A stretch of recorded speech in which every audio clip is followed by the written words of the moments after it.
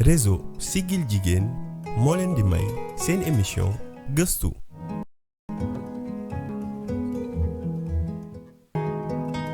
réseau Siggil Jigéen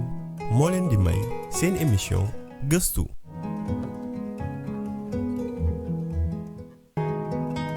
réseau Siggil Jigéen moo leen di may seen émission gëstu.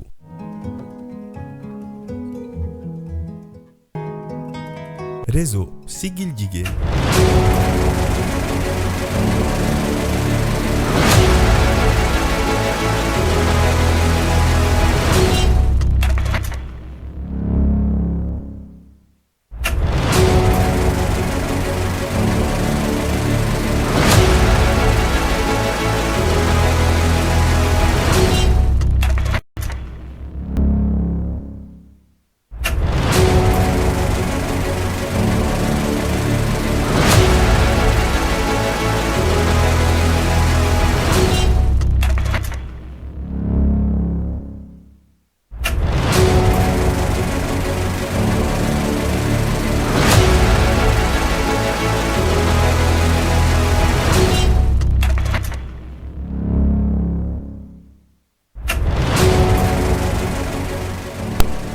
asalaamaaleykum mbokk yi ñu amaat mbégte comme ça su nekk dellu si fii di leen présenter seen émission gëstu fii ci seen télévision Prestige Thiès comme ni ñu ko xamee rek gëstu moom nekk na émission boo xam ne lépp loo xam ne yitteel na askan wi rek yitteel na ko rawatina nag li jëm ci wàllu école yi jëm ci wàllu jigéen ñi jëm ci wàllu ndaw ñi. alors moo tax tey jii ñu am plaisir comme à chaque fois recevoir sur ce plateau d'éminentes enseignantes yoo nga xam ni tey jii vraiment ñëpp leen ràññee fii ci biir Thiès ndax seen taxawaay ci école bi nekk jëmale ko ci xale yi nga xam ne ñoo fay jàngee. alors ki ma leen ci njëkk a présenté nag mooy madame Khady Coly, c'est bien ça madame Khady Coly nekk assistante sociale fële ca lycée Malick Sy bu Thiès madame Coly maa ngi lay ziar bu baax a baax di la nuyu te di la dalal ci émission gëstu bi.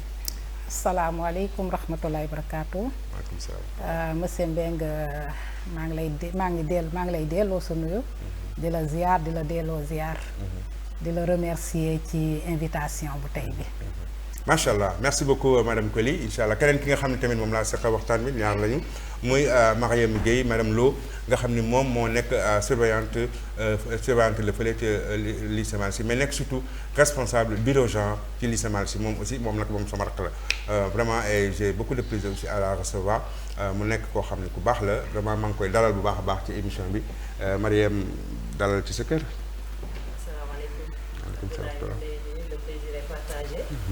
di wax alhamdulilahi rabbil alamin ba ñu yàlla mayee ñu fekkee ko. ñu ngi ko doon waaj fan yi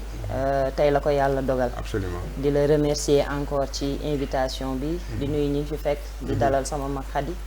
waaw ñoo nekkandoo lycée di def liggéey bu extraordinaire. di ko sant bu baax di ko gërëm ndax tey jii bu ñu demee ba agsi fii moom jàpp na ci. macha allah di la remercier encore une fois ci invitation bi. merci beaucoup petite sœur. merci. alors jërëjëf comme ni ngeen ko xamee rek émission bi ki leen ko may mooy réseau Siggil Jigéen ànd ci ak partenaire am boobu tudd Manon Didas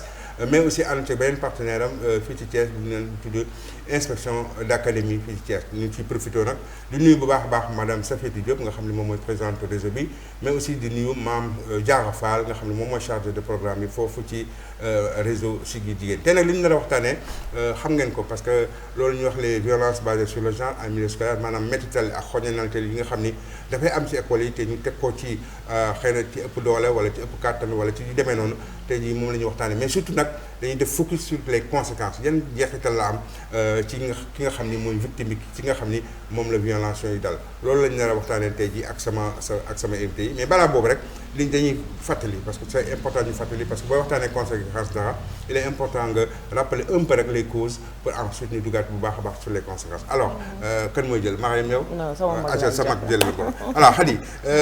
yow assistante sociale nga nekk foofu ci lycée Malick Sy donc yàgg nga ci école yi xam nga bu baax a baax li nga xam ni moom mooy li ñuy waxtaanee yan type de violence en général moom la ñuy rencontrer au niveau de ces écoles là. ok merci jërëjëf monsieur Mbengue permettez-moi d'abord ma nuyu sama waa école. di kooku waa lycée Malick Sy d'abord la communauté éducative de Thiès. mais surtout waa lycée Malick Sy commencé ko ci le proviseur. ce censeur et toute la famille du lycée Malick Sy nga xam ne on est une famille. Absolument. Donc bu ñu toogee tey ba di dem di wax di am lu ñu def c'est parce que du ñun kese y a tout le monde toute la communauté qui est derrière nous. di ñu jàppale di ñu dooleel di ñu encourager. aussi dans tout ci lépp lu ñuy def. vraiment ñu ngi ci sant yàlla lu bare amuñu benn gàllankoor par rapport à ça. Par rapport à sujet bi ñu indi tey mooy les violences. tubaab nee nañu les violences basées sur le genre. maanaam violence yi xale yi di dund ci école yi. ñu ngi ciy gis lu bare xale yi nag maanaam école dafa nekk loo xamante ne li nekk ci société bi mooy reflété wu ci école bi. bu ñu gisee xale yi violence yi ñuy dund ci mbedd bi. ak ni ñuy comporté woo ci mbedd bi loolu la ñuy indi tamit ci école yi. maanaam si on prend par exemple violence bu mel ni ay les insultes. violence bu mel ni les bagarres. l'indiscipline. donc c'est lépp loo xamante ne gis nga ko ci société bi rek ñun ñoo ngi koy dund ci biir école yi ak xale yi parce que loolu mooy reflété wu ci société bi c'est ça. donc ñun ci loolu lañu bokk na ci li nga xamante ne mooy suñu liggéey. waaw bu ñu ñëwee ñu gis li nga xamante ne jàpp nañu ni du jëmalewul société kanam. jàng bi da koy suuxal da koy gàllankoor. donc dañ ciy jóg. jéem a xool nu ñuy def ba trouver ci ay solutions. donc dans ce cadre. mën nañ ne le réseau Siggil Jigéen on ne peut que les remercier aussi parce que grâce à ñoom def nañu ay ateliers. def ay séminaire yi nga xamante ne daf ñu outiller maanaam daf ñu jox daf ñu jox doole jox ñu mën-mën bi nga xamante ne mën na tax non seulement ñu détecter violence yooyu à temps wante en plus ñu jéem cee trouver ay solutions. daanaka peut-être xëy na doo mën a résoudre problème yi yëpp ndax comme li ma wax rek moo nekk ci société bi mais dinañ jéem a def ba nga xamante ne du am impact bu grave trop ci njàngum xale yi. Très bien alors ci loolu ma wëlbatiku ci sama sœur Mariam dégg nga donc Khady li mu wax par rapport jëmale ko ci loolu ngeen di jànganteel fële ci école ba jëmale ko ci type violence yi et violence alors tey jii réseau bi yan genre violence la leen permettre ngeen détecter yan genre violence ñoo gën a bëri ñoo gën a courant est-ce que c'est des violences verbales wax na ko wala c'est les violences physiques wala c'est les violences émotionnelles wala yan type de violence daal la ngeen gën a jànkoonteel. waaw jërëjëf Abdoulaye ñu ngi lay remercier waat encore ci dalal bi ñu dalal tey di remercier ñi nga xam ne ñoom tey jii ñoo ñu dooleel ba ñu mën a agsi fii tey à savoir suñu lycée suñu supérieur commencé ci moom ba fii ñu agsi ndax Khady wax na ko jarul ma si revenir ndax ñoom ñoo ñuy jàppale tout le temps tax situation yu bari ñoom ñoo ñu siy dimbali ba ñu mën a régler problème yooyu di gërëmaat bu baax nag le réseau Siggil Jigéen. Absolument. ndax vraiment depuis ñu commencé projet bi il y a 2 ans on a fait beaucoup de séminaires jàngal nañ ñu lu bari yemuñu ci jàngal tamit ñu ngi ñuy accompagner. ñu ngi leen ci santaat bu baax a baax. Sur les violences que nous rencontrons yi ñuy jànkonteel ci école yi bari na pratiquement mën nañ ne type de violence yëpp la ñuy gis verbal psychologique économique familial yëpp day répercuté wu ci école mën naa ne école dafa dajale type de violence yëpp parce que mën naa ne lycée Malick Sy li fa nekk ci ay ndaw yu fay jàng bari nañ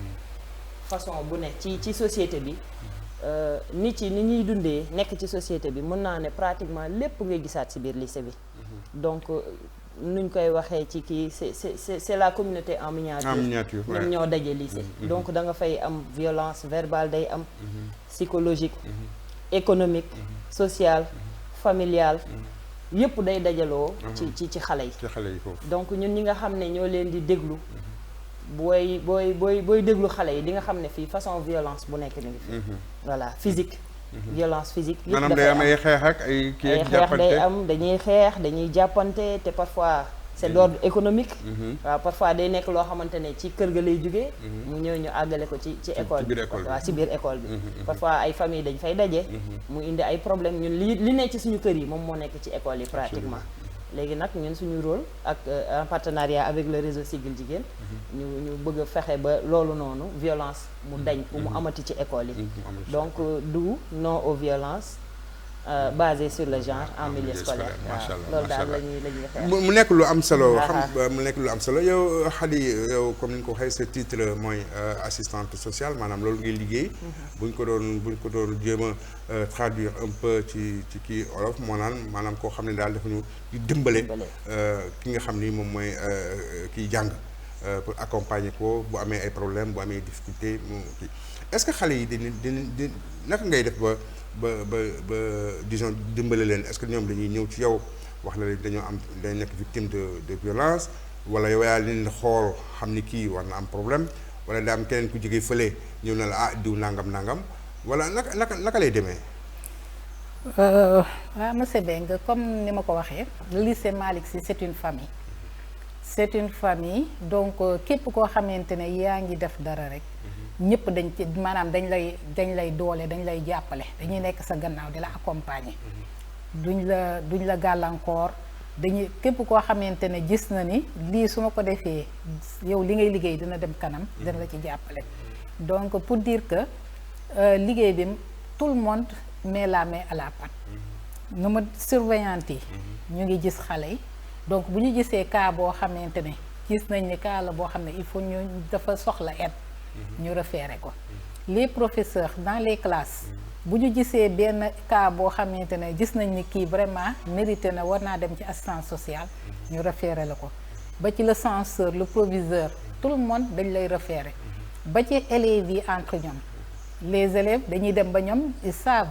léegi xam nañ ni am na benn bureau boo xamante ne moo fi nekk bépp élève bu am problème mën nañ koo référé ñu ñëw léeg-léeg bu ñu mënul wax xale bi ne ko ñëw li ñu ñëw ne la madame man de suñu classe am na benn élève mu yéeg nii après yow nga gis la surveillante générale moom itamit mu xool naka lay def pour de manière très discrète mu yóndee la ko mu ñëw ngeen toog nga waxtaan ak moom ça demande nag de la patience ça demande aussi une capacité d'écoute parce que nit du ñëw rek mu wax la li ne ci moom waaw mais da ngay ñëw nga yaatal ko daal di ko mettre à l'aise mettre ko en confiance ba nga xamante ne finalement day ñëw lépp li ne ci moom da koy génnee wax la ko et là tu nga mën a jéem a trouver solution. alors Marième ñu ngi wax violence yi ñu ngi yaakaar tout le temps ci diggante élève ak élève la mais est-ce que yéen ngeen am ay cas de violence yi nga xam ni du diggante élève ak élève rek c'est-à-dire que mën na nekk diggante professeur ak élève mën na nekk diggante professeur ak professeur mën na nekk daal diggante xale ak adulte yooyu yëpp est-ce que type de violence yooyu tamit da ngeen koy am ci biir école bi. waaw mën naa ne type de violence yëpp dañ koy am ci école yi. dañ koy am entre père élève ak élève moroom ak moroomam. dañ koy am entre professeur ak élève dañ koy am entre surveillant ak élève il arrive sax mu am élève ak personne de technicienne de surface parfois ça arrive. oui absolument ndax violence moom fu ne lay jóge foo ko dul xalaatee rek foofu lay ñëwee. li nekk ci xelu nit yi doo ko xam donc peut-être tu viens mën nga ñëw. intention bi du woon lii foofu mu dériver à la violence mais dañ ciy am entre élève prof ak kii parfois sax entre prof ak prof entre professeur day nekk entre professeur entre collègue donc type de violence yooyu yëpp dañ koy am ci biir école bi comme ni ma la wax sànq rek ñun tamit on a la chance au lycée am nañ cellule genre mu nekk bureau boo xamante ne c'est un bureau boo xamante ne qui respecte les normes de la confidentialité donc c'est une chance que nous avons au lycée di ñaan yàlla rek tam buñ ko mënoon am ci école yëpp parce que li ñuy wax ni chance la pour lycée mais bu mënoon tas ci école yëpp parce que li am lycée Malick Sy moom pratiquement fépp violence yi partout fépp la donc chance bi ñu am peut-être ba mën a régler yenn situation yi bu ko ñëpp mënoon am ce serait mieux. absolument waaw mais violence yooyu ngay wax yëpp dañ koy rencontrer à l'école. waaw bari na fa nag. bari na fa fàttaliku mbokk ñi seetaan que yéen a ngi xool seen émission gëstu tey jii ñu am mbégte recevoir sur ce plateau madame Khady Coly nekk assistante sociale fii ci lycée Malick Sy mais aussi Marième Gueye Lo nga xam ne moom aussi moom mooy responsable bureau genre foofu toujours ci lycée Malick Sy. ñu ciy profité rek encore une fois di gërëm bu baax a baax réseau Siggil Jigéen ak Manos Umida ak aussi Yaa bu Thiès alors Khady léegi bu ñu xoolee violence moom lu xaw a metti la te am na ci type de violence yoo xam ne dafay am ay jeexital ci ki nga xam ni moom moo ko subir maanaam boo ñu doon limal quelques conséquences yi mu mën a am ci xale bi wala en tout cas ci victime violence bi yan lay doon. waaw effectivement monsieur Mbengue les conséquences comme li ñu wax sont multiples yi ñu ciy mën a citer mën nañ lekk ko souvent xale yi nga xam ne dañoo am ils sont victimes de violence dañuy doon souvent ay xale yi nga xam ne parfois ils se replient sur eux-mêmes du ñu bëgg a nekk ak seen borom yi du ñu bëgg a partager donc li ma wax dañuy tëju daal maanaam. day doon tamit parfois ay xale yoo xamante ne mën nañ nekk de manifester ko par aussi une violence à l'égard d'autres ñeneen ñi dañ koy violenter moom violenter d'autres ou bien il devient par une indiscipline à l'égard de l'administration de ses professeurs ils peuvent aussi se manifester par un baisse de niveau xale boo xamante ne day am 14 de moyenne sans explication il se retrouve avec 7 de moyenne donc kooku mérité na nga xool pour xam boo seetee li ci gannaaw souvent il y a ça derrière soit c'est à l'école soit c'est à la maison soit c'est aussi entre l'école et la maison loolu yëpp mën na ci am aussi à part baisse de niveau yi mën na nekk tamit les absences du ñëw régulièrement à l'école et à la maison day yéen ñëpp yaakaar na ñëw na jàng si mais du ñëw école et donc il est entre l'école et la maison et kenn du xam fan la dem il y a des ñeneen ñi malheureusement se retrouvent coincés l'année donc comme par exemple on a eu à le faire avec waa Dalal Xel qui se retrouve malheureusement termine avec la drogue waaw parce que dañuy dem ba à force de ne pas venir à l'école di taxawaalo di dem dehors donc ils se retrouvent avec des gens qui ne sont pas très fréquentables et malheureusement commencent à se retrouver dans la drogue di doon ay xale yu jigéen yi nga xamante ne tamit malheureusement commencent à faire des choses yi nga xam ne qui ne sont pas très vraiment recommandables à fréquenter des garçons et cetera et cetera pourquoi parce que heure bi ñu waroon nekk école ñëwuñu heure bi ñu waroon nekk ak seen borom yi nekk classe jànguñu donc tout ça c'est des types de comportements nga xamante ne il faut qu'on essaye de comprendre de déceler jéem leen a delloo si jéem leen a récupérer waaw pour que ñu bañ a mu am échec scolaire dinañ ñëw un peu comment vous faites encore pour essayer de les aider Mariam sur même question bi c'est-à-dire que parce que yéen a bokk liggéey bi en général loolu naka lay demee comment yenn conséquences ngeen ci gis wala yenn comportement ngeen di gis xale yi yoo nga xam ni jàpp ngeen ni lii peut-être que c'est dû à des violences yoo xam ne lañ subir wala yu demee noonu waaw je rejoins Khady damay dolli rek ci li mu wax parce que conséquences yi bari na yaatu na te dañ ciy wax li nga xam ne mooy faral li ci ëpp ñu koy gis ci xale yi di préciser aussi que ni tout le temps dañuy defe ne su ñuy wax ci cadre violence rek c'est envers les filles mais nag góor ak jigéen ñëppay subir ay violences bien sûr pour man sama wàll sama bureau man je reçois et des garçons et des filles waaw qui sont victimes de violence. Ils sont victimes de violence parce que li ci ëpp jigéen ñi la ñuy faral di gën a waxal parfois dañuy fàtte sax góor ñi pourtant góor ñi tam daf ci am waa ils sont violentés par leurs camarades wala parfois comme ni ma ko waxee sànq entre professeurs et élèves ci cadre conséquences su violence yi aussi il arrive parfois que des élèves abandonnent l'école carrément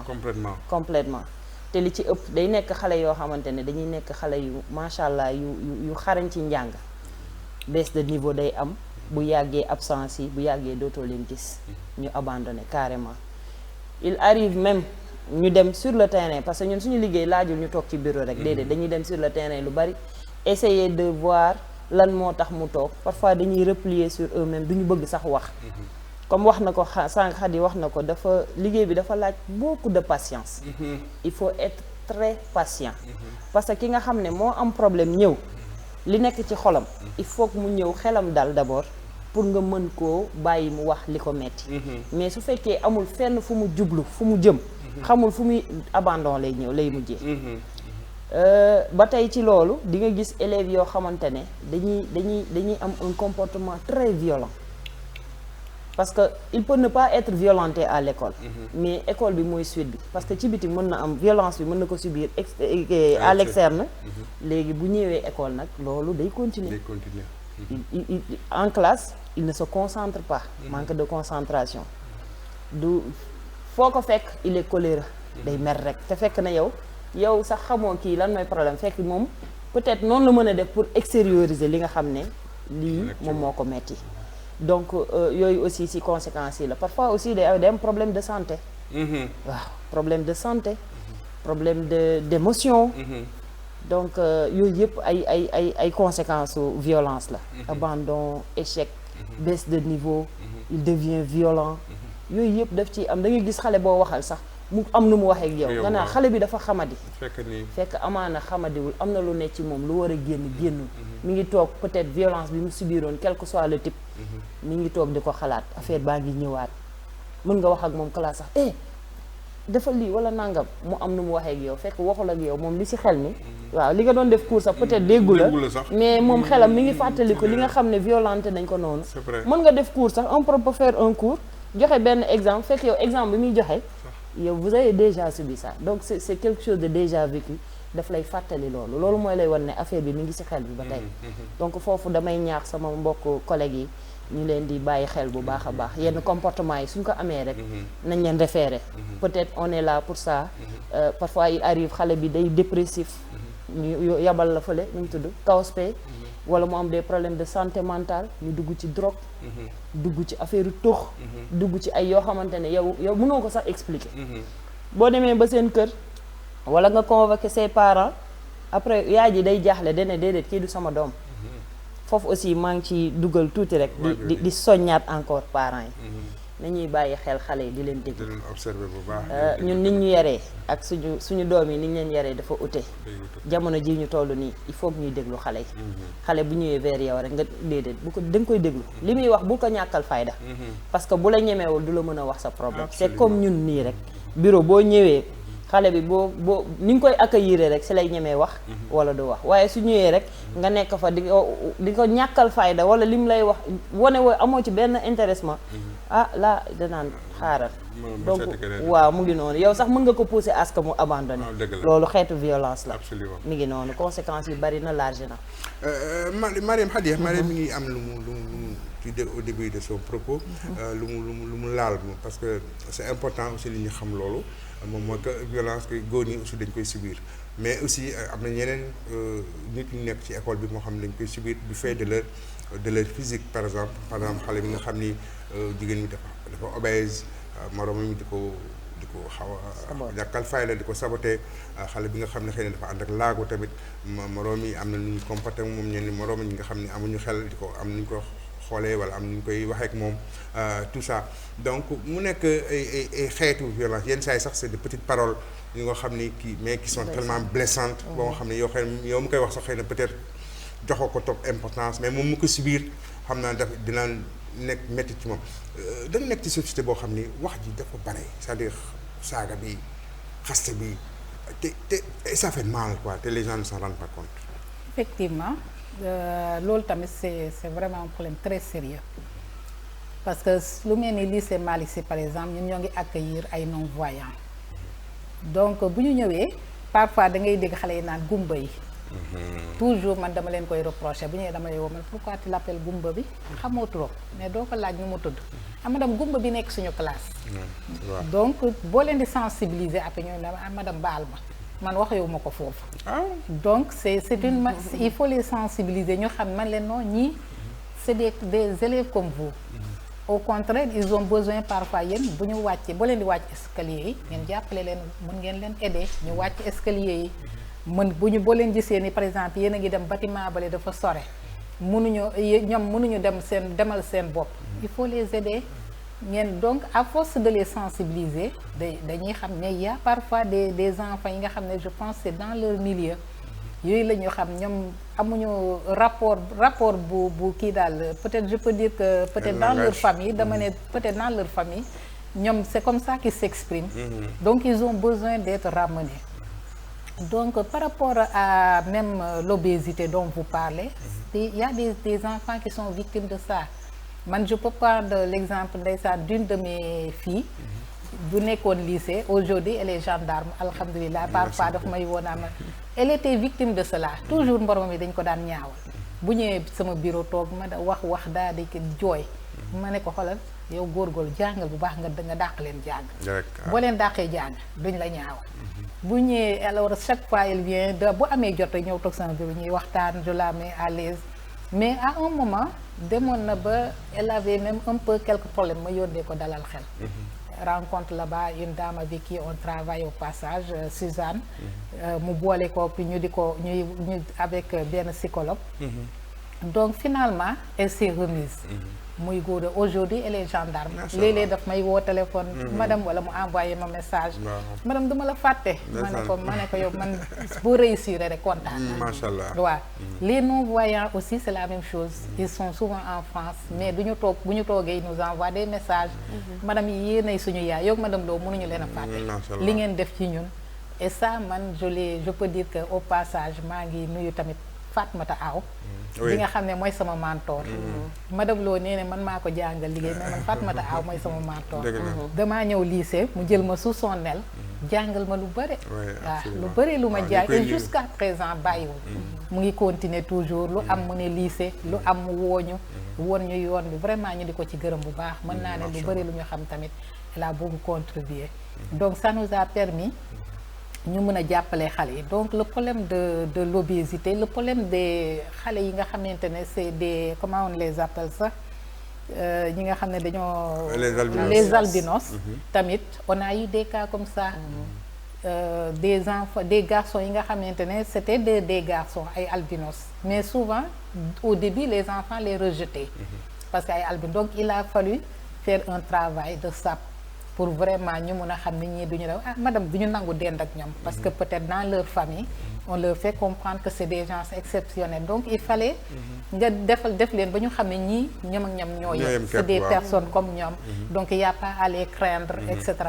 mais au début ce n'était pas évident de les accepter dans les classes donc il fallait faire ça même avec les professeurs parfois da ngay sentir un peu de couac mais il faut discuter nga xam ne même mag sax il peut avoir des appréhensions par rapport à certaines choses donc pour dire que du ci xale yi kese mais même mag yi aussi waaw il faut donc les professeurs aussi ngay wax ak ñoom mais kii de nga bàyyil ma ko xel sama élève nii ak nii tu discutes avec lui bon après lui aussi il est conscient dina xam ne waa kii waaw il faut le protéger def discrimination positive à un certain moment mais c'est excellent c'est excellent c'est excellent alors mais Mariam naka lay demee parce que tout à l'heure yéen ñaar ñëpp yéen ngi insister sur vraiment yan conditions nga war a réunir yow nit ki pour mën a jàppale genre xale yu demee noonu yaa ngi insister tout à l'heure sur l'écoute comme moom aussi sur la discrétion patience bi yaa ngi ci insister finalement pour mën a déglu xale yooyu pour mën a waxtaan ak ñoom ba ñu wax la li nekk ci ñoom pour nga mën leen jàppale naka lay demee comment ça se passe yan qualité nga war a am wala ci yan condition la loolu war a amee waaw jërëjëf Abdoulaye déjà nit ki su ñëwee pour waxtaan ak yow rek il faut d'abord le mettre en confiance même dans la vie courante nit ki su la wóoluwul du la wax problème am ndax da ngay wax léegi li xew ci jamono ji da ngay wax ak nit balaa ngaa génn jóge foofu affaire bi siiw te les victimes wala les survivants des violences ils doivent être protégés donc suñu ñëwee ba waxtaan ak yow di nga def tout pour gindi leen dimbali leen ba remettre leen ñu nekkaat ci société bi mais d'abord comme ni ma ko waxee sànq ñun on a la chance au lycée am nañu espace yoo xamante ne comme moom bureau wala sama bureau c'est fait pour recevoir yenn situation yi nga xam ne xale yi dund na ko muy victime de violence yi. da nga leen recevoir foofu ci seen bureau. dañuy recevoir c'est un bureau boo xamante ne ça respecte les normes de la confidentialité. déjà man boo ñëwee rek sànq ci ñi ñuy doon référé dañu omettre ku am importance muy suñu infirmière lycée. Mati parfois day am élève bu mu recevoir.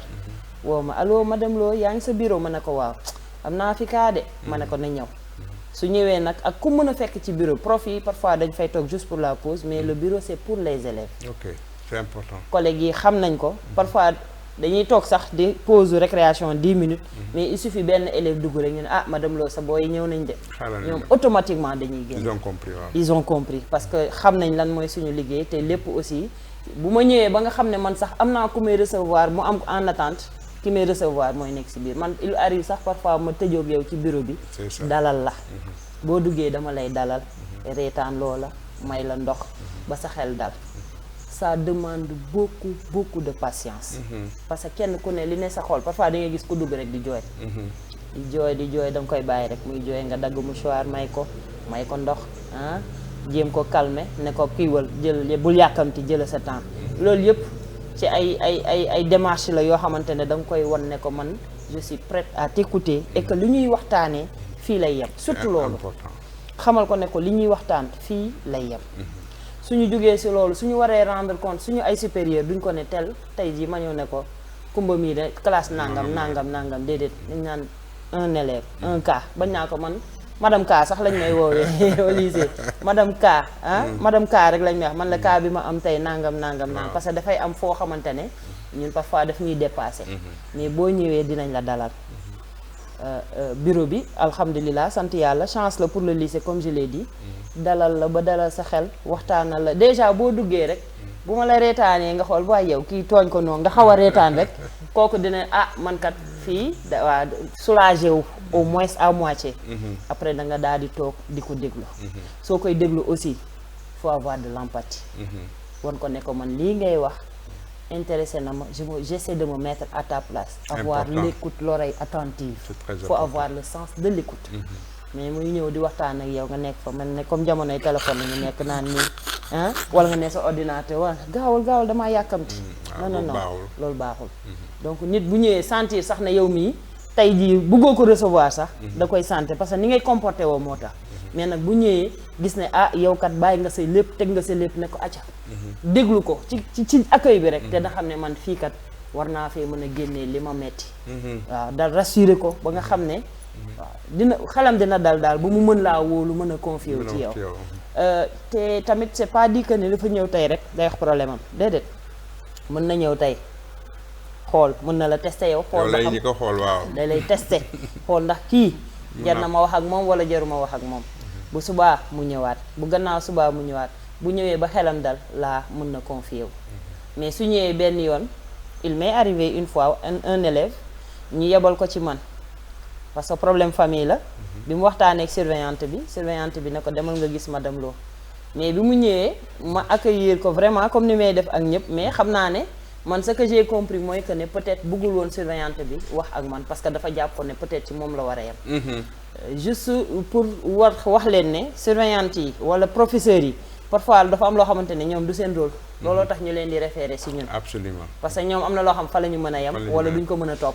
ñun nag bu dee man wala ku mel ne madame Diédhiou dinañ ko mën a topp moo tax ñu leen di yebal si ñun ndax on est formé pour ça te ñu ngi jàng ba léegi chaque jour comme suñu genre partenaire réseau Siggil Jigéen ñi ñu ngi ciy defal ay ateliers yu am solo vraiment di ñu jàngal li ñu xamoon mais dañ ñuy gën a dolli vraiment di ñu leen ci sant di leen gërëm bu baax a baax a baax yooyu daal mooy kii mais daal confiance bi moom mi ngi ci il faut que xale bi ñëw confiant nga dalal ko wan ko ne ko je suis là pour toi je suis prêt à t'écouter ba mu xam ne kii waaw moom mën naa confier wu ci moom nga doog koo déglu léegi nag mais bu ngeen ko dégloo après léegi quelle est la suite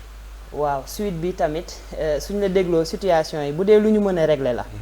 à l'école parce que ça dépend ci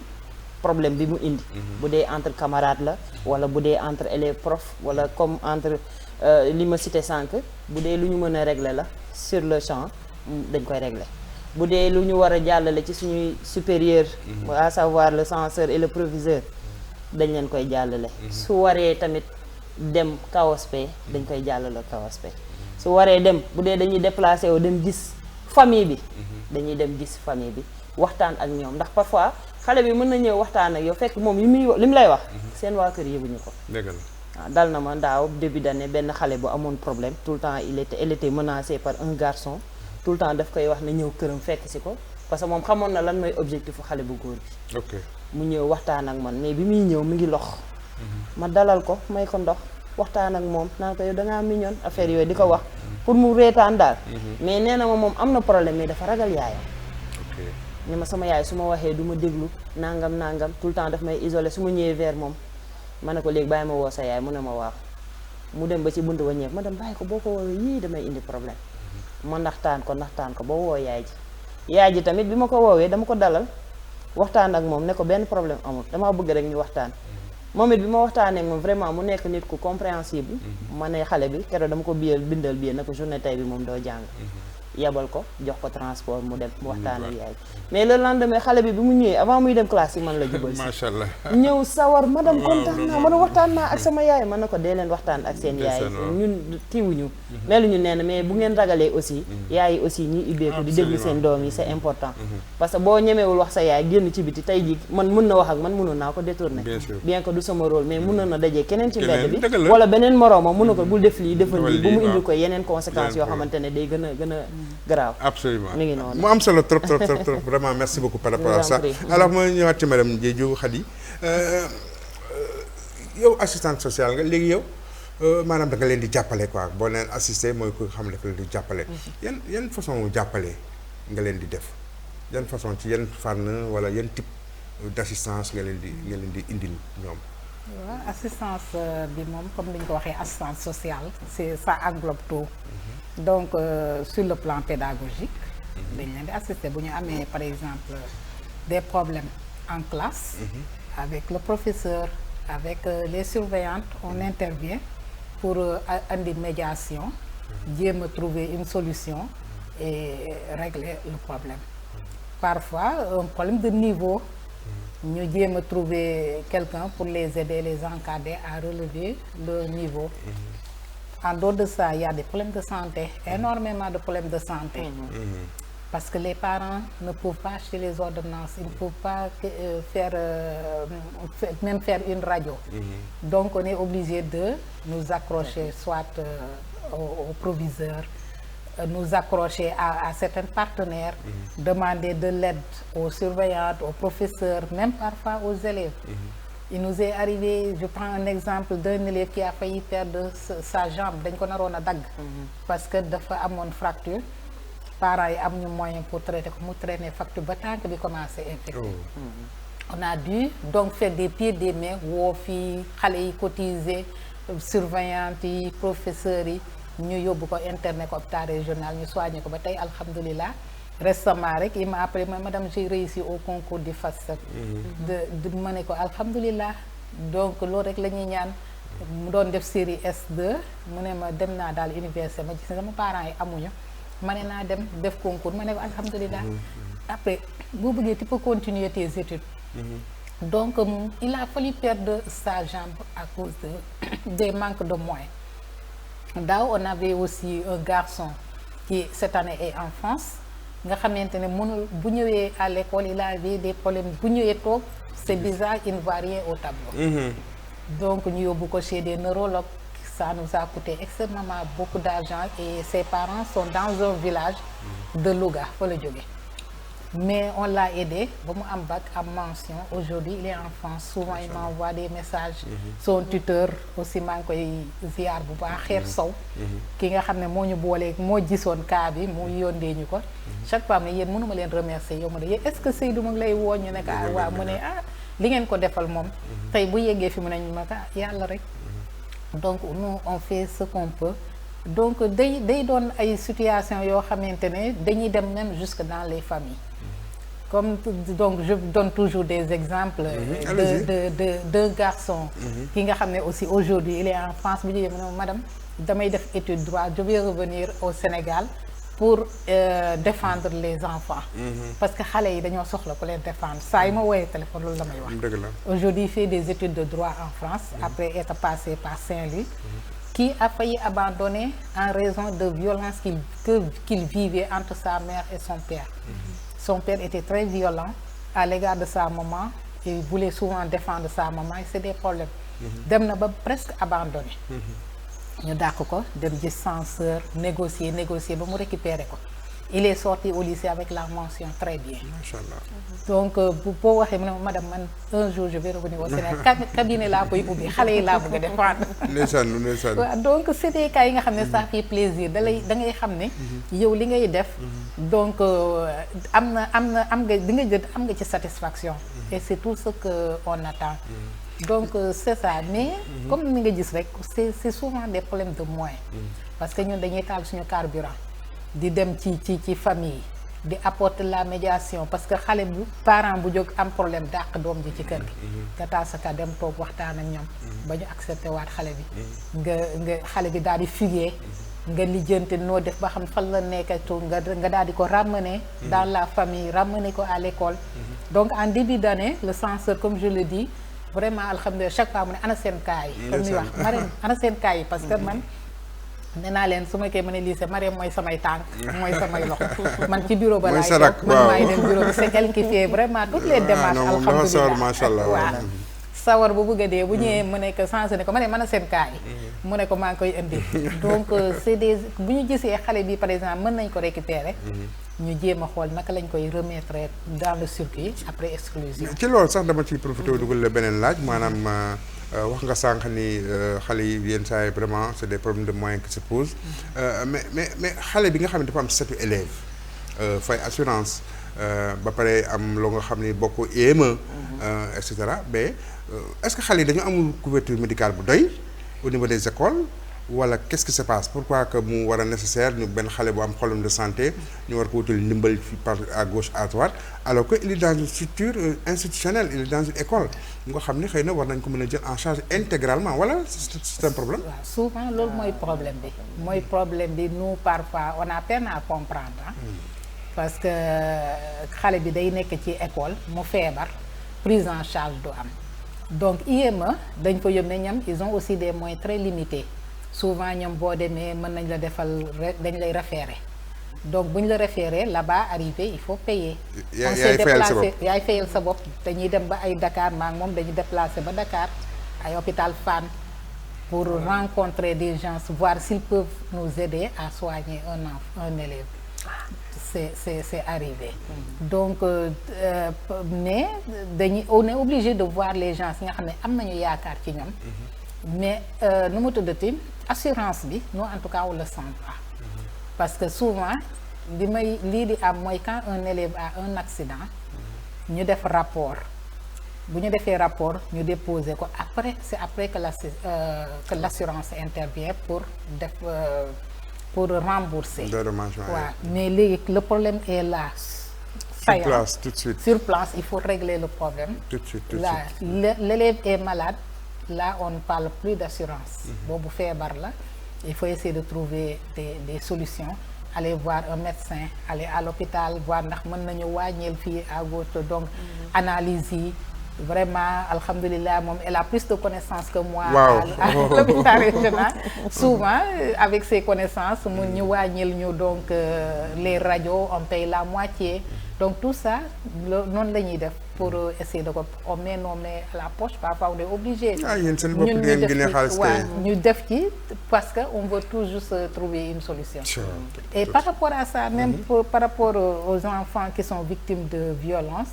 il y a les enfants qui leurs parents sont démunis. Donc, mal, son habillement, ça te frappe. Tu sais que il y a problème. Donc, ses camarades, avec Dédain, etc. Parfois, il y a des mots. Parfois, je vais à la maison, je fais dans un sachet. Ba mu fees ma ñëw ma ne ko Marème yow yóbbu sa bu ñëwee ma ne ko demal wuyu madame Lo.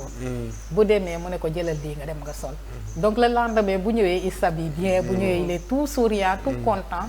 Et puis day ñëw suba si rek il vient se présenter au bureau wan la ni je suis bien habillé. Donc ça fait plaisir aussi. Ça fait plaisir. Non, mu nekk ay ajouter un peu ci li mu wax rek c'est important. Sur le côté social comme ni mu ko waxee tout le temps on travaille ensemble. En début d'année dafay am élèves yoo xamante ne parfois ils sont exclus ñii dañuy abandonner wala dañuy am problème yoo xam c'est dû à certains types de violence. Donc ñun on fait tout pour les réintégrer. OK. Parfois da ngay am cas de viol suivi de grossesse. day am léegi xale bi dafa war a suspendre scolarité mais par ignorance wala parfois kersa gi mooy tax du ñu ñëw signalé wu dañuy bàyyi ba école tijji ñu ñëw ne sama doom daaw dafa ñëw ba dégg année bi ñëwul mu abandonné parce que dafa nekkoon en état nangam. am ñu xamuñu législation parce que xamuñu ko moo tax ñu bëri dañ ko xamul mi ngi am tendance wàññeeku parce que ñun chaque fois dañuy def ay sensibilisation ñuy waxtaan ak collègues yi ñu ngi def ay sensibilisation au niveau des élèves donc suñu ñëwee vraiment censeur ak chimère yombal ñu liggéey bi lool bu ñu ñëwee cas yu ñu mën a am lu ñu indi dañu koy accepter waaw moo tax loolu vraiment ñu ngi leen ciy remercier non c'est important comme ni mu ko waxee léegi aussi dafay am cas yoo xamante ne moom boo da ngay il suffit juste nga xool rek xam ne kii c'est un cas social vraiment foofu aussi di remercier violence économique yi ngay wax di remercier le conseil de gestion du lycée parce que dañuy dimbali ci ay tickets sociaux am ñoo xam du ñu mën a inscrire seeni ay doom mais nag ci ñi nga xam ne vraiment il le mérite dañuy toog du ñu ñëw parce que lycée mën nañ la bàyyi ngay jàng si mais à un moment donné dañ naan arrêté nañu ku inscrireul dañ lay daal di dàq léegi nag xale yi bu ñu ñëwee comme ñun on travaille ensemble dañ leen di jox may leen ko pour mu permettre leen ñu am chance continuer seen jàng te le plus souvent comme wax na ay exemple fii li ci ëpp ñooñu ñuy jàppale yàlla da leen di dimbali dañuy réussir vraiment parfois les parents n'ont pas les moyens xale bi day bëgg ils viennent mal fagotés mais il suffit nga xool leen rek vraiment dañuy déplacé wu vers les familles dañuy déplacé wu comme ni mu ko waxee daaw jóge nañ fi 5 heures du matin maa ngi moom waaw jël oto dem Dakar dem hôpital Fann Ordre de Malte suñu benn élève bu amoon problème cœur et c'était très coûteux école bi mënul jël lépp en charge parfois dañuy manquer moyen comme ni mu ko waxee parfois suñu poche la ñuy génnee parfois ay bonne volonté jógee fële ñëw ne la bu ko kenn yëkkati benn somme ne la am pour élèves yi parfois ñu appuyer leen en kii petit déj xale yi passe la journée nga dem benn kuy jaay foofu kiosque nga ñëw ne ko am somme bi tel élève bu ñëwee day koy jox 200 wala 250 300 par jour su ñëwee mooy xool lu mu koy jël su jeexalee nga dolliwaat mais parfois moyen moo dul am école bi tam li ñuy appuyer conseil bi neewuñu ne doyul li ñu mën la ñu def mais c'est pas suffisant da ngay génnee sa poche parce que xol moo la dul may yéen doo ko attan hôpital bi tamit comme ni mu ko waxee école dina am lu mu def infirmière su kii madame Lo tel élève di xam naa ne mu yebal ma mu ñëw ñu xool enquête xam ne kii mënu ko wala ñu bind ko ordonnance mu toog lu yàgg daanuwaat feebar infirmière na ko yow xanaa jënd woon ordonnance mu ne déedéet lu tax sama papa yoru wala sama yaay yoru su ñu ñëwee soo waxtaanee ak ñoom après yow da ngay bës sa xol rek mais da ngay xam ne c'est difficile bu ko defee ñu yebal ko ci madame Diédhiou lu mu mën mu appuyer mais lu ñu appuyer am na somme yoo xamante ni mënuñu ko appuyer waaw am na benn suñu benn élève boo xam y a 3 ans de cela elle était très malade et jusqu'à présent maladie mi ngi fi ñu signalé ñu ko ñu koy jàppale amoon nañu aussi l'ancienne ministre Safietou appuyé woon nañu mais c'était loin d'être suffisant comme ni mu ko waxee j'ai des connaissances à l'hôpital régional su ma demee ñu dem social parfois 100% la ñuy jël parfois 50% mais même bu ñu jëlee 50% yi sax parents yi aussi du tax ñu mën a léegi nag ñun dañuy génne waaw léegi ñu nit bu ñu demee ba suñuy poste jeex après yow tu te sens mal parent bu ñëwee wax la nga ne ko yoruma buy dem sax di nga ko ne am paasal fii parce que sa xol moo la dul may loolu ñëw na wax la problème am te mënoo ko régler loolu yëpp ay cas la yu ñuy régler ci li te lu ndaw la par rapport ak li nga xam ne ñu ngi koy jànkonteel léegi noonu c'est mu ngi noonu c'est très émouvant c'est très difficile pour vous dire que école li ci am ce n'est pas da ngeen di gis nii rek façade bi jàpp ni jàngalekat yeeg tout ça mais il y a beaucoup d'autres comme ni ñu ko waxee c'est toute une vie li ngeen dund ci quartier yi li ngeen dund ci biir dëkk bi li ngeen dund ci mbedd bi loolu rek exactement moo nekk ci biir école yi et am na ay nit heureusement yu mel comme nii comme madame Diédhiou ku mel ni comme madame Lo yu nga xam ni vraiment seen liggéey sax dem na au-delà dañ dem au-delà seen liggéey parce que lañ leen fa yóbbuwoon xëy na sax du loolu mais tey jii vraiment dañu taxaw xale yi mu am solo mais nag dafa am benn plaidoyer benn alerte boo xam ne dañ koy def vraiment nañu état gën a jàppale xale yi sur le plan médical parce que élève quand même vraiment bu nekk ci structure institutionnelle nekk ci état nekk ci loxo état parce que boo nekk ci école publique da nga nekk ci loxo état donc état boobu war na la mën a jàppale au fond xale yi dañuy am problème comme ñëpp dañuy am problème de santé comme ñëpp donc état war na mën jël leen en charge intégralement et man COSYDEP laa bokk je vais porter ce message là auprès de la COSYDEP ce plaidoyer là auprès des autorités pour que xale yi ñu leen jël en charge intégralement tey naa ci def note pour le niveau national pour que vraiment parce que loolu xamee wu ma ko noonu wax dëgg yàlla pour que ñu jël leen en charge intégralement ce n'est pas normal que xale bi dem am par exemple blessure dans l'école wala même hors de l'école nekk élève setul élève am rek war na ko mën a may lu bëri war na ko mën a may ñu jël ko en charge parce que quand même vraiment nekkul loo xam ni war na mën a jafe état quoi parce que tamit ki nga xam ne jàpp nga ni mooy sa avenir u réew kooku vraiment loo ko jàppale doyul te li muy indi rek mooy lii ay bonne volonté nit ñi nga xam ni ñooy génne ci seen poche génne ci seen xaalis parce que ay nit lañu dañu sensible nekk ay cas ay yaay lañu ay bàjjan lañu ay mag lañu ay lépp lañu te loolu lu metti la ba nga xam ne wax dëgg yàlla ñu ngi ci ñaan ñëpp heureusement ñu ngi remercier en même temps tous les services les chefs de service ak services yi fi nekk di leen jàppale ñoom ci seen liggéey je pense à l'hôpital régional bi mu mujjee wax léegi waa KSP yi waa Dalal Xel ñoom ñëpp ñu leen di remercier par rapport encore ak jàppale bi nga xam ne ñu ngi koy jàppale xale yi ñu ngi koy def surtout élèves yi par rapport à leur prise en charge par rapport à leur santé mu nekk loo nga xam ne appuyer un peu rek parce que maa ngi jégalu lycée neex na jàppale ci côté santé parce que déjà on a une infirmerie boo xamante ne ça fait plus de 25 ans mi ngi fa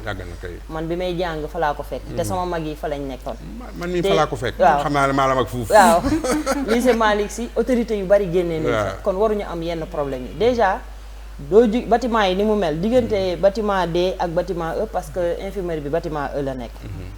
élève bu amee problème surtout daanu yi dafa bari xale yi ni ñu koy yenoo romb terrain bi rek yokk na ko problème dëgg la déjà pour ñu am lu ñu jëlee xale bi bâtiment D indi ko E rek c'est tout un problème équipé infirmerie bi dañuy xale yi dañoo am des problèmes respiratoires infirmière bi watt na wallu ba sonn kii bi mi ngi ti local bi mi ngi fi mais c'est pas équipé pas plus tard que qu'hier avant-hier avec le réseau Siggil Jigéen dañoo appuyer en serviette hygiénique bi ma distribuer ci bâtiment yi parce que tàmm nañ ko loolu entre parenthèse la infirmerie bi ma duggee ba jox ko benn kii bi non laay ma dem loo xamoo li nga dem ma ne ko je sais xam naa ko kay ñu tooñante noonu parce que bi mu ñëwee daf ko bett tellement parce que moom elle avait des problèmes pour déjà serviette hygiénique ndax xale yi dëgg la waaw dañ koy solliciter moom la ñuy gën a solliciter sax que yeneen bâtiment yi moo tax bi mu ñëwee ouf de soulagement la si moom matériel bi nga xam ne war nañ ko am comme ni ma ko waxee école bi dina appuyer mais c'est loin d'être suffisant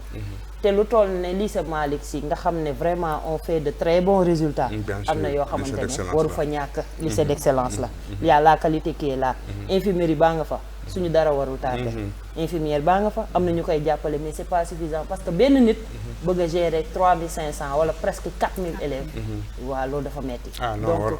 plaidoirie boobu c'est important appuyer leen c'est l'occasion appuyer leen bu baax a baax merci occasion bi wax ko appuyer leen ko bu baax a baax parce que na men loolu tamit wax dëgg yàlla gérer 3000 à 4000 élèves ci benn nit lycée bu toll nii man bi may fay jàng maa ngi fa génn en 84 je crois donc de 77 ba 84 laa fa nekk j'avais cette infirmerie là et moment boobu c'était vraiment équipé amoon na dara loo soxla woon presque da nga koy am on avait même pas besoin d'aller dans cette dañ fa daan sax hospitalisé à l'époque donc loolu yëpp amoon na fa et je pense que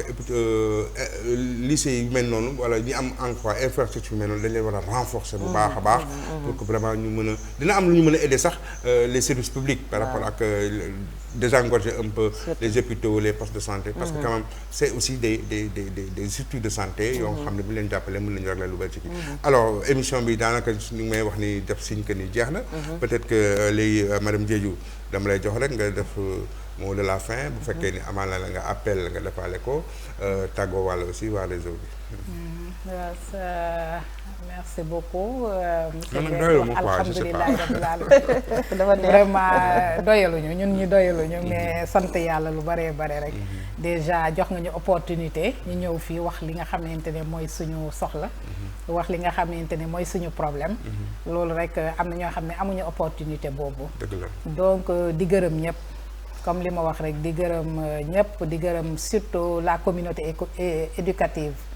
du lycée Malick Sy di wax ni di woo encore une fois de plus les autorités ñu bàyyi xel xale yi parce que comme li ñu wax rek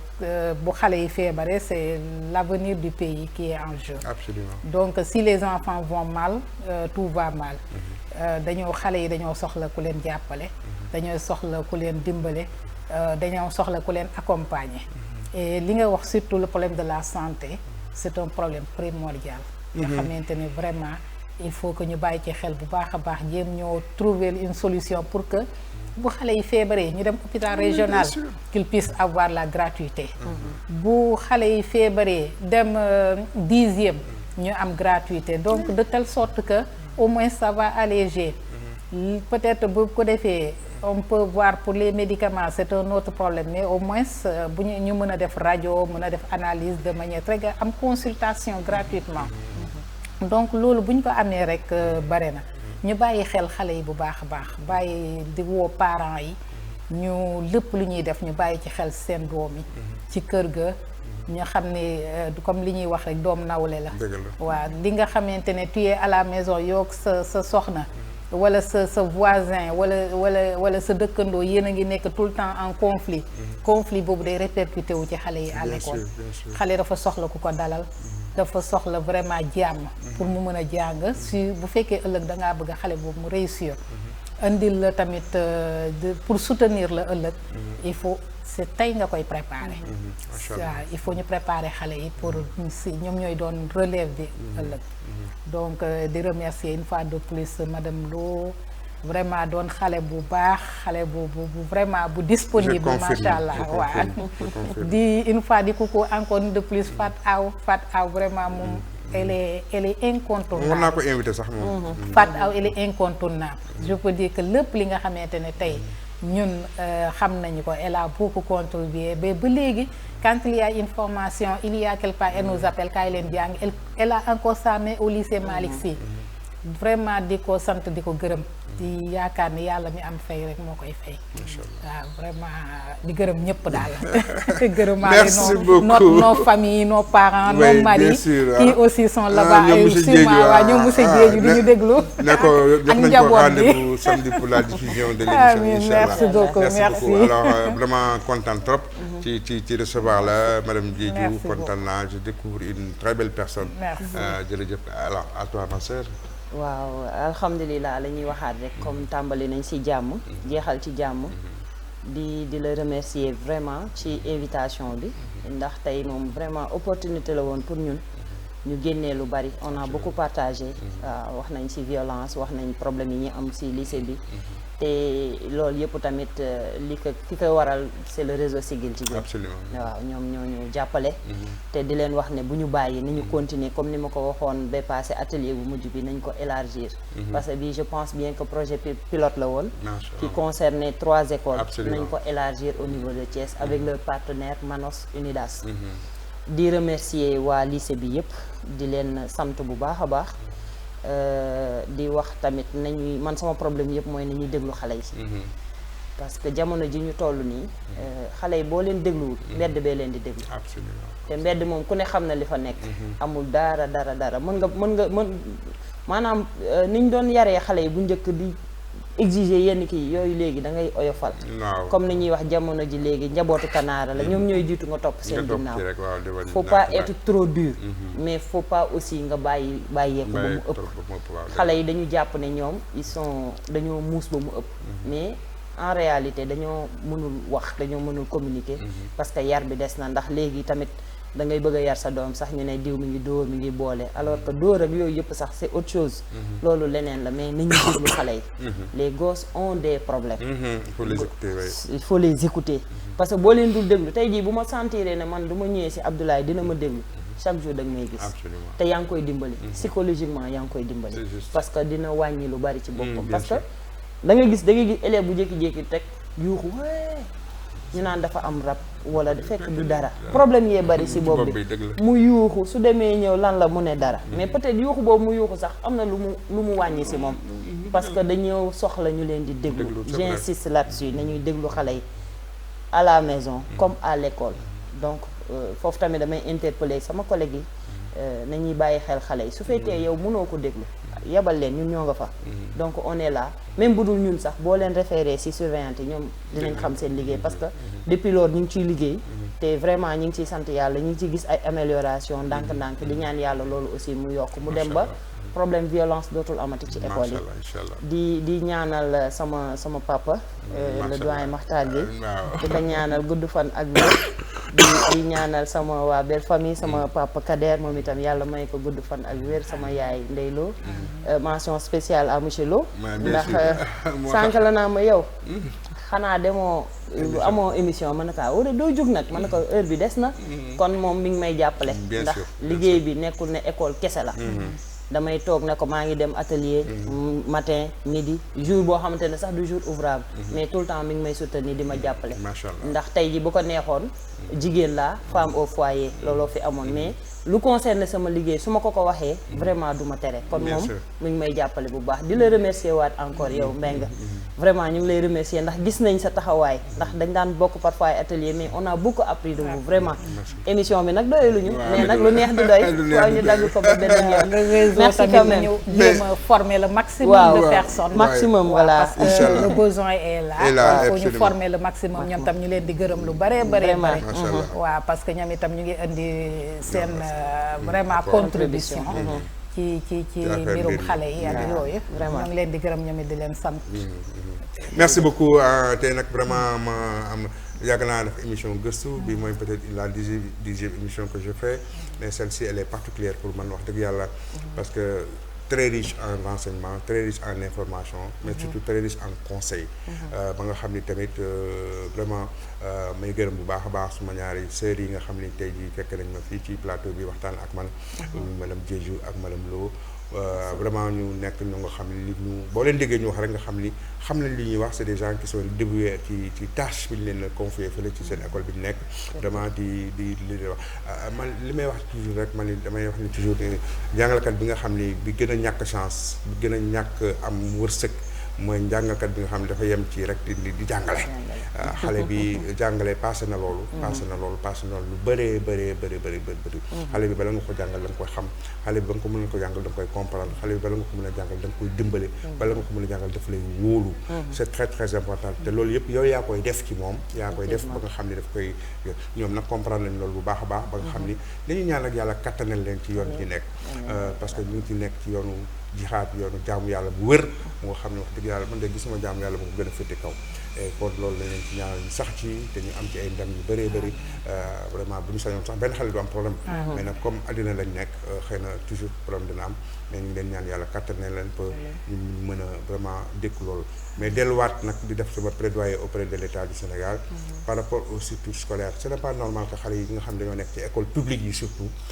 du ñu am prise en charge sanitaire bu mat surtout en charge médicale bi mat c'est pas normal que xale bi nga xam ne dafa am blessure mu damm wala mu am problème de santé mentale wala mu am beneen problème bu mën a am au niveau de sa santé état war na ko mën a jël au maximum ba nga xam ni xale boobu mën a retrouver parce que un enfant de perdu parce que dafa feebar wala parce que dafa kii bu génn école c'est aussi une perte pour l'État c'est pour une perte pour la nation il faut que ñu comprendre que loolu c'est une perte pour l'avenir donc vraiment ñu ci ñaax bu baax a baax état encore ñun xëy na amuñu dara mënuñu dara mais daal lu ñu ci mën incha allah rabbi dinañ ko def pour que loolu autorité yëpp dégg ko pour que ñu indi ci saafara ci lu mu gën a gaawee di nuyu nag vraiment waa lycée Malick Sy di leen féliciter sunu frère et promotionnaire Daouda Fall nga xam ne mooy feuille proviseur di nuyu censeur di nuyu chimère bu baax a baax parce que ñooñu ñëpp c'est des gens qui sont là-bas et qui sont dévoués vraiment engagés au service de l'école il faut que ñu leen koy reconnaître di leen rendre hommage par rapport à tout le travail qu'ils ont fait au niveau de ces enfants-là vraiment di delluwaat encore di gërëm bu baax a baax waa réseau Siggil Jigéen ak vraiment gis na ngeen seen liggéey gis ngeen impact bi déjà